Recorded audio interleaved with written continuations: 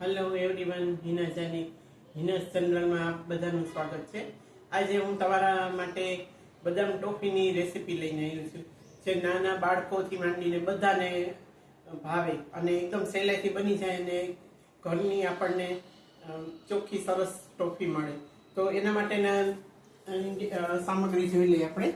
આ મેઇન છે આપણે બદામ, આ ખાંડ, આ છે અમૂલની ઓર્ગેનિક, અને આ તલ, અને 1 ચમચી આપણે ઘીનો ઉપયોગ એમાં કરવાનો રહેશે। તો સૌ પ્રથમ આપણે છે ને ગેસ ચાલુ કરી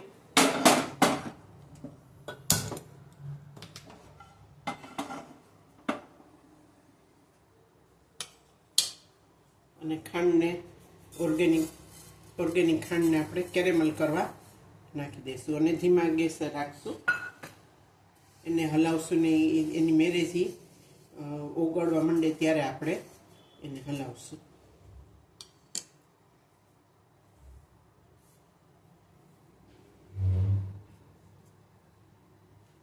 તો એકદમ સરસ બને છે અને બધાને ભાવે એવી થાય છે।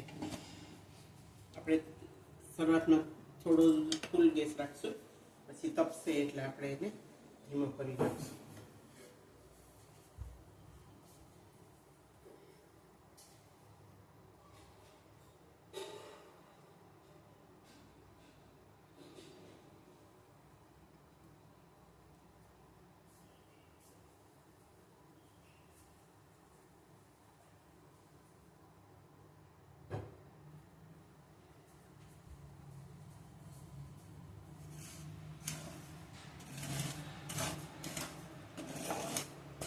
તલની જગ્યાએ આપણે કોકો પાવડરનો ઉપયોગ કરીને આપણે બનાવીએ તો એ પણ સરસ ટોફી બને છે। કોફી અથવા બોર્નવિટા તો એનો ઉપયોગ કરીશું તો એ પણ સરસ બને છે। અને આ તલવાળી ટોફી આપણે બનાવશું। શરૂઆતમાં થોડી તપે ત્યાર સુધી વાર લાગશે, પછી એકદમ ઝડપથી કેરેમલ થવા માંડશે।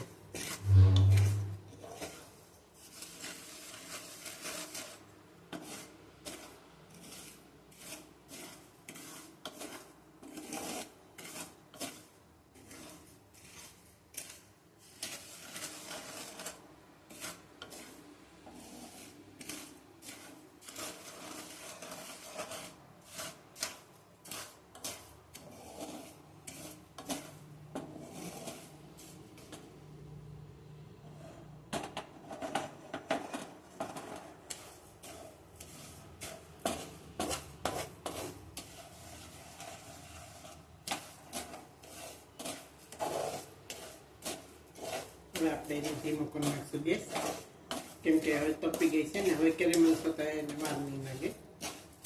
ધીમા તાપે જ આપણે કરવાનું રહેશે। આ તમે અમૂલની ઓર્ગેનિક ખાંડ લીધી છે, પાની જગ્યાએ તમે સાદી ખાંડ પણ લઈ શકો।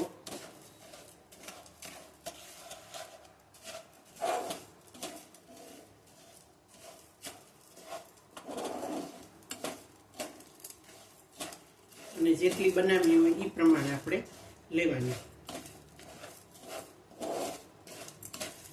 બદામ તથા ખાંડ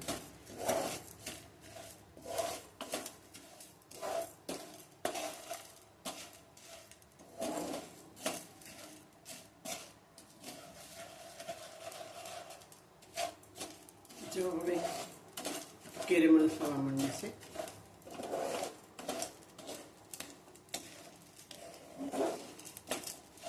અને આપણે પાણી નાખીને ચાસણી નથી કરવાની, એને ખાંડને એમને જ કેરેમલ કરવાની છે।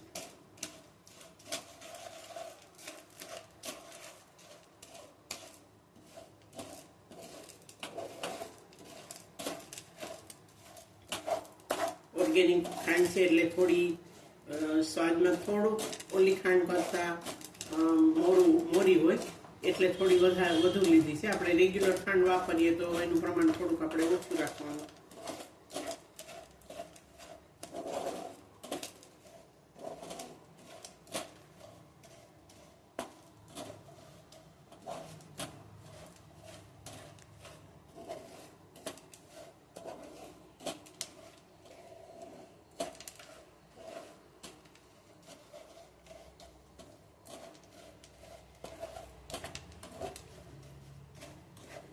તલની જગ્યાએ તમે હુક્કાવાળી ટોપરાનો પણ ઉપયોગ કરી શકો, તો એ ટોપરાવાળી થાય.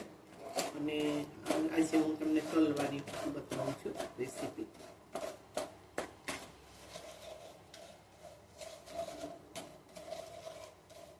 આપણે ખાંડ થવા માંડી છે.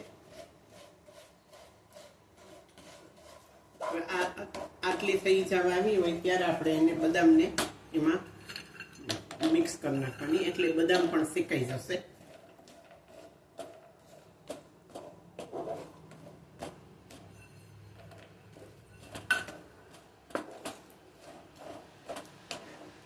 અને એને કોટિંગ થઈ જશે બદામને.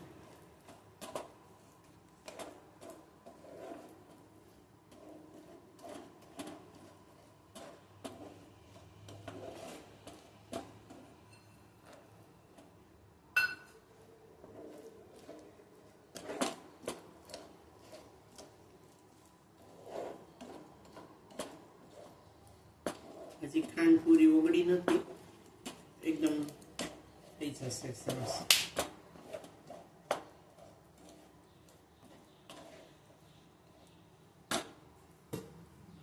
એમાં એકદમ ઓછું જ ઘી નાખવાનું, અડધી ચમચી જેટલું જ. અને એ પણ નાખવું હોય તો, ન નાખી તો પણ ચાલે, એનાથી સ્વાદમાં કોઈ ફેર નથી પડતો.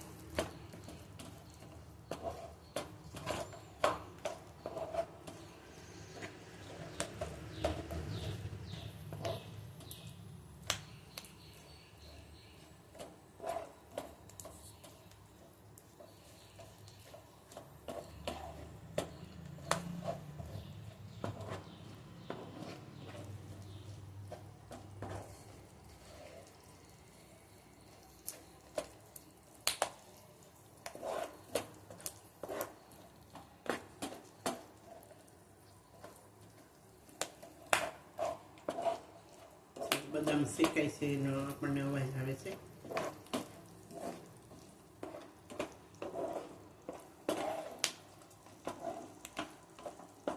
અને કલર એકદમ ચેન્જ થઈ જશે.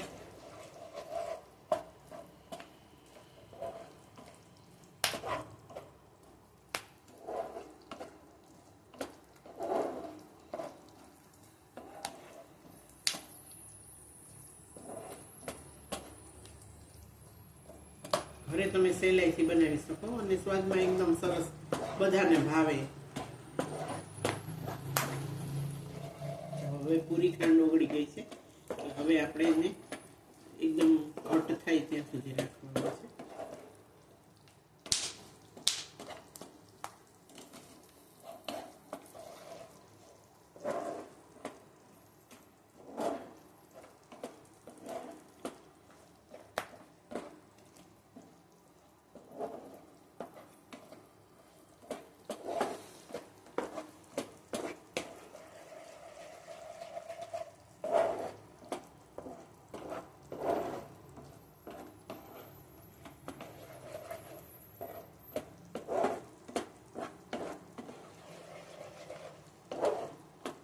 હવે આપણે ગેસ બંધ કરી દેશું, કેમ કે આ પેન પણ ગરમ છે એટલે થોડું શેકાઈ પણ જશે.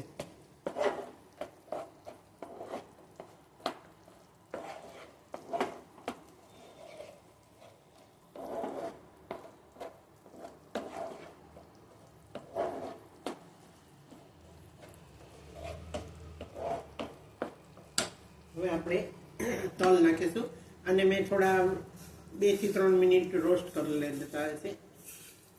બહુ ઝાઝા નહીં, પણ થોડા એને કરવાના.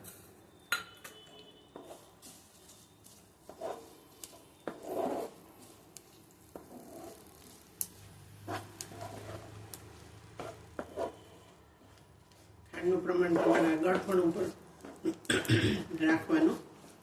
ઓછી ગળાશ જોતી હોય તો આપણે થોડી ઓછી ખાંડ રાખવાની.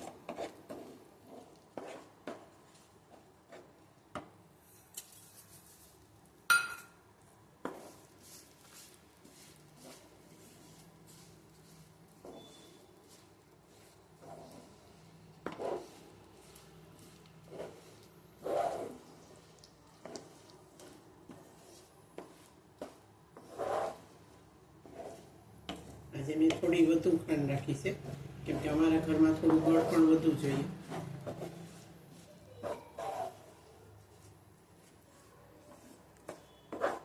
પછી આપણે થોડા તોલામાં ભેળવશું.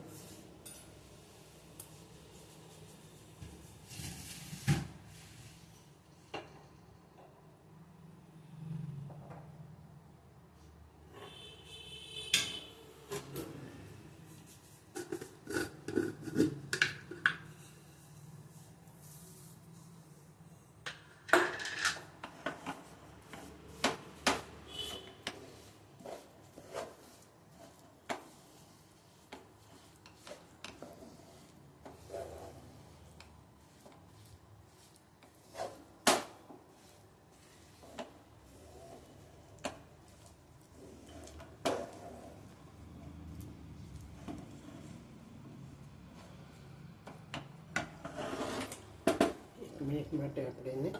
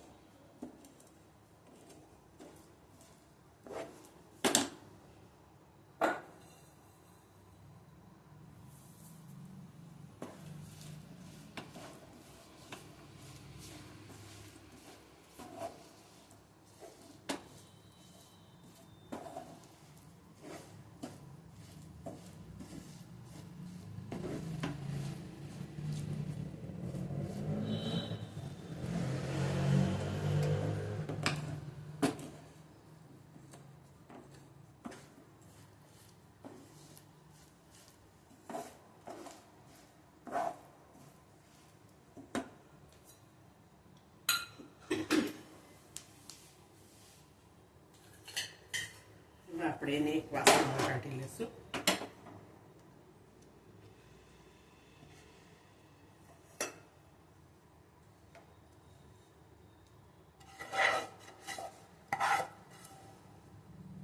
થોડી વાર માટે ઠરવા દઈશું, જેથી કરીને બદામ એક એક છૂટી પડી જશે.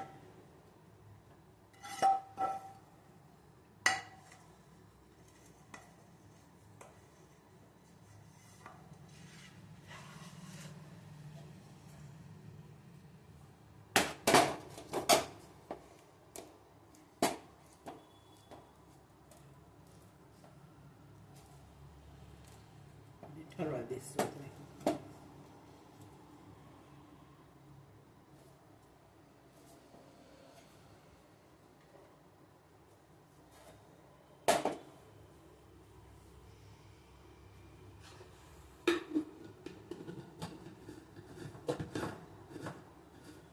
ઠરતાની વાર લાગે, 2 જ મિનિટ થશે, પછી બધી બદામને કોટિંગ થઈ જશે, એટલે આપણે એક એક છૂટી પડી જશે.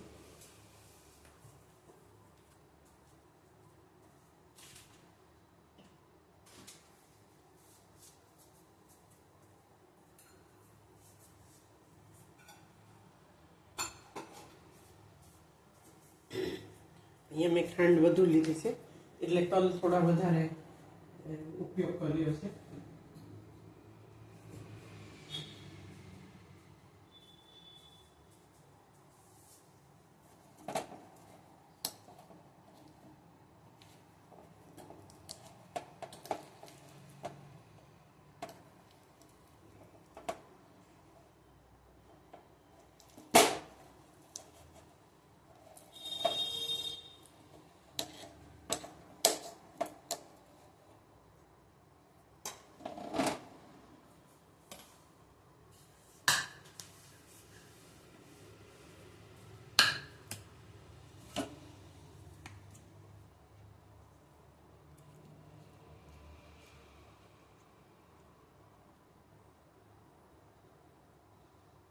અને ઠરવા દેવાનું.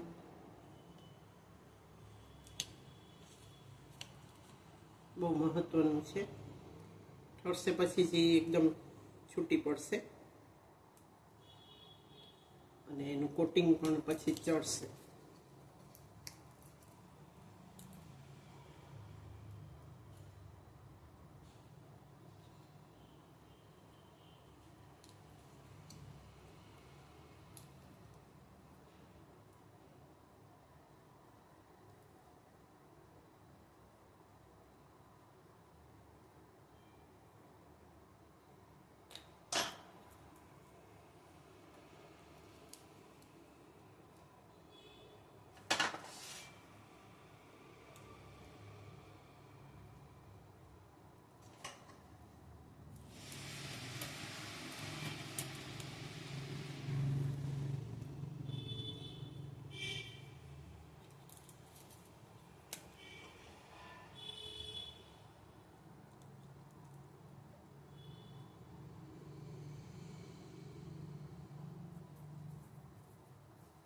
એકદમ ગરમ છે ત્યાં સુધી તો.